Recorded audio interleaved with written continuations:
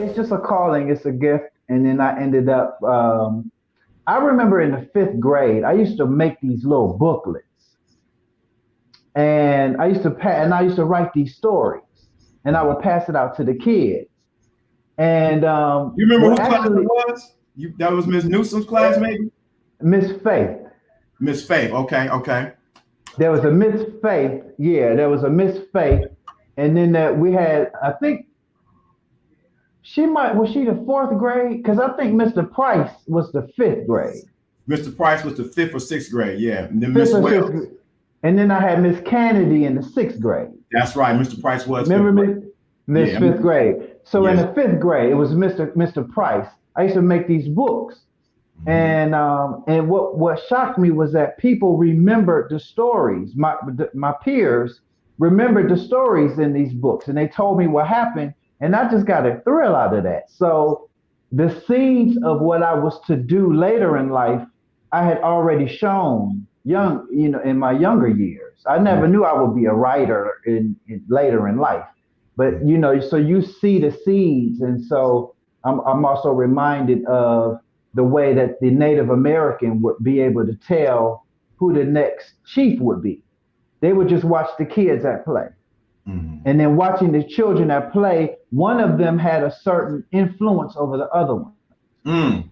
Talk about it. And so they knew. I said, okay, that's going to be the one that we pour into, that we instill the game into. Because and so nature told you who the next chief was. And so, but yeah, it was just I guess you could say a calling on my life to be in a position. But the interesting thing is that this position is about humility, because I always think of myself as a spiritual shoe shinesman. Okay. I shine the shoes of the people who I give wisdom to. I'm the one that's on the ground shining your shoes. You see what I'm saying? Because I'm trying to make you shine. You know what I'm saying? And I'm willing to take a position of servitude in doing that. And so, but yeah, that's that's really where I would say as a basis of where how I came about. That's interesting. That's interesting because now you saying that, I didn't know all of that, but I see why we connected, because they're the parallels. Because I was a deacon, I served, right. I was an usher, I Yeah. did all of that. That's right. I did all. So here and now, it's like, man, now I see why the connection, even when we were kids to even now. And so people don't even know the spiritual dynamics behind what you talk about, because you talk on a different level. I listen to you, I'm like, where does this dude come from? I know him from when we were kids walking down Euclid Avenue. That's right. But I didn't, where did he come from? And I realized it's because of the gift that's inside of you and the way you break down. So you want to break down, tell me the breakdown you have about how you break down the dynamic between the man and the woman. The way you break that down is phenomenal.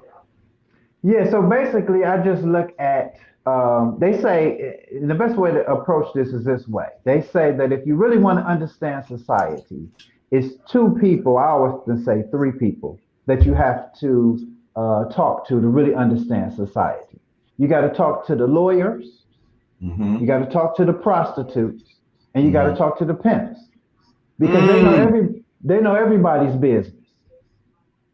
You see what I'm saying? They know about the shadow side or the dark side of the people that we see in politics.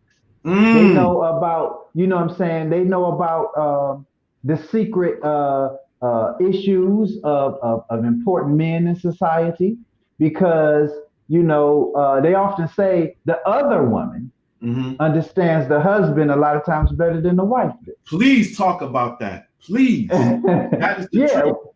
It's true. And so basically, because see, really what a prostitute is, if she's really good at what she does, she's a psychologist. See, she pretends to respect the man as a man in a way that the wife openly just expresses a contempt for. See, a lot of wives don't understand that they're responsible for the creation and the sustenance of the skin game. You see what I'm saying? Business is about finding a need and filling it. So if you have the other woman, whether she's a prostitute or she's just a side piece, a lot of times they know more about your husband or your dude than the main woman does, because she actually is listening to him and his gripes about even his wife, you know what I'm saying, and all of those types of things. So that's why they say if you really want to understand society, you talk to the prostitutes, the lawyers, and the pimps. And so basically, I figure since I come from a black pill perspective on things, in other words, black pill just means, Morpheus offered the blue pill and he offered the red pill.